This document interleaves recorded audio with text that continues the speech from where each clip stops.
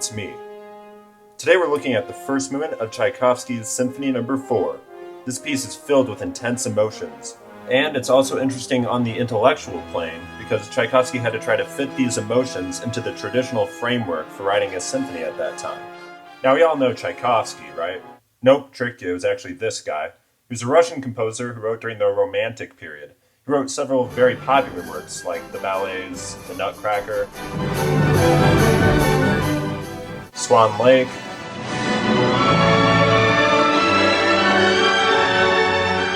(1812) Overture,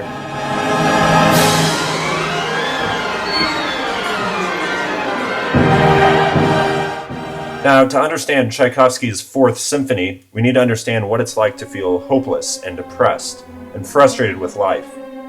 In times like this, there can be moments when life teases us and it seems like everything will be okay.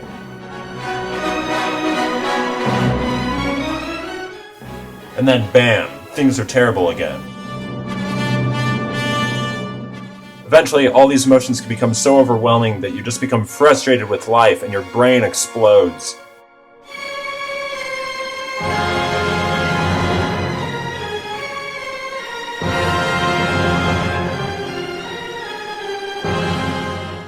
Luckily, most of us can get over these phases, but for Tchaikovsky, it seemed to be a deadly cycle. He had just ended a disastrous marriage and was going through a lot of personal struggles.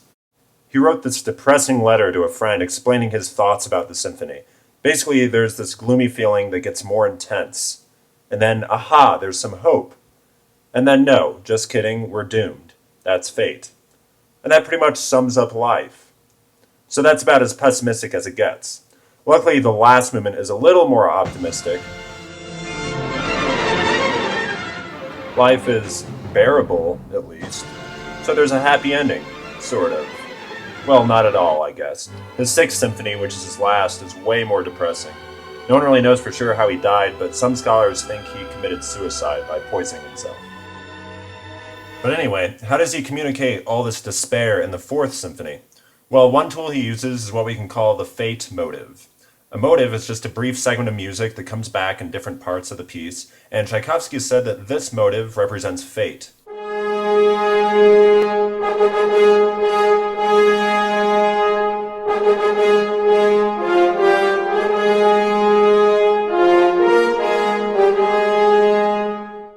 This motive is like when you get your hopes up for something and then find out it will never happen, and being constantly reminded of that. Fate. Tchaikovsky also pointed out that it works kind of like that motive from Beethoven's Fifth Symphony.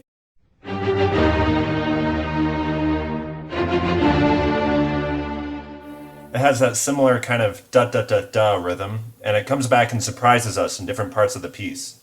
Well, this movement is 20 minutes long, so we'll look at some of the other emotional aspects of the piece as we're listening. But now let's talk a little bit about the intellectual plane of this music and how he tried to fit these emotions into a traditional structure. Let's really quickly review what that traditional structure is. It's called sonata form, and then we'll look at how Tchaikovsky stretched it. Sonata form started way before him in the classical period with composers like Haydn and Mozart and Beethoven, and they established a way to let music flow in an organized, logical manner. So pieces in sonata form had three big sections: the exposition, where two simple contrasting ideas are introduced,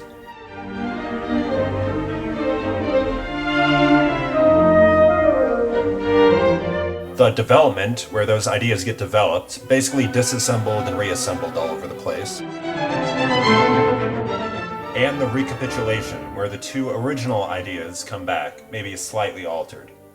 So this worked great for the classical composers because music to them was basically just about presenting simple ideas and then rearranging those ideas in interesting ways. It was like just starting with bricks,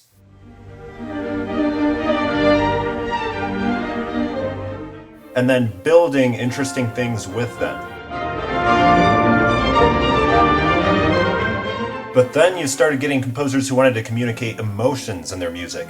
They didn't care so much about this building process, they just wanted to write great melodies filled with their emotions. The problem is, these melodies are complete ideas. They're not really like building blocks, so it wouldn't really make sense to mess around with them in a development section. Sonata form worked because classical composers started with just bricks in the exposition. In the Romantic period, composers were starting with fleshed out melodies. So instead of bricks, it was like carefully crafted statues. And then it's hard to go anywhere from there. You can't just stack the statues on top of each other to build buildings. So basically, sonata form wasn't good enough anymore. Sonata form was good for emphasizing development, and Romantic composers were more concerned with emphasizing the melodies themselves. So Tchaikovsky's first three symphonies basically followed sonata form, but his fourth really started to stretch the boundaries of it. He started the symphony with statues instead of bricks, but he still tried to keep it in sonata form. So there's a development section, but it doesn't last very long. Is that okay to have this weird version of sonata form where the development actually isn't a very important section? Well, see what you think when you're listening to this piece. Does it just sound like melodies that don't go anywhere and don't get developed? Or do the melodies sound good enough by themselves? Maybe they're already intense enough and they don't need to get developed. Alright, here we go. The first movement of Tchaikovsky's Fourth Symphony. Life is miserable.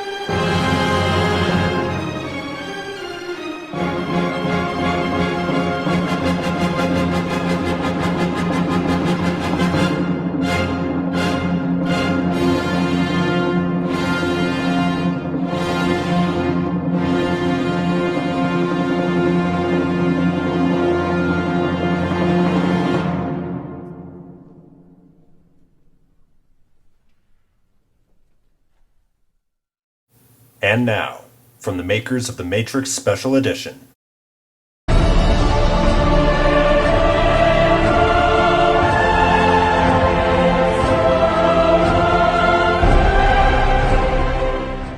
We wanted to sort of remake the Lord of the Rings movies while staying true to the spirit of the originals. I think you'll find that they're actually quite a bit better.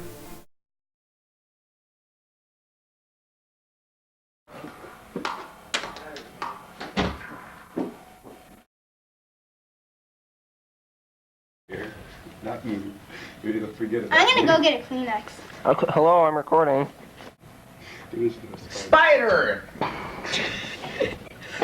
Kleenex to kill it To with. blow its nose. Just kill it. Kill him. I don't like him. He scares me. There's a trash can. Now he has feelings. It has no feelings, it's just a spider. Whoa!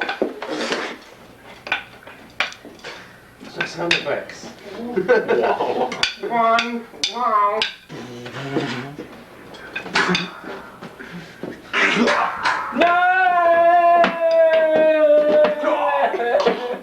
You fell in the scenery. I wonder what that looked like.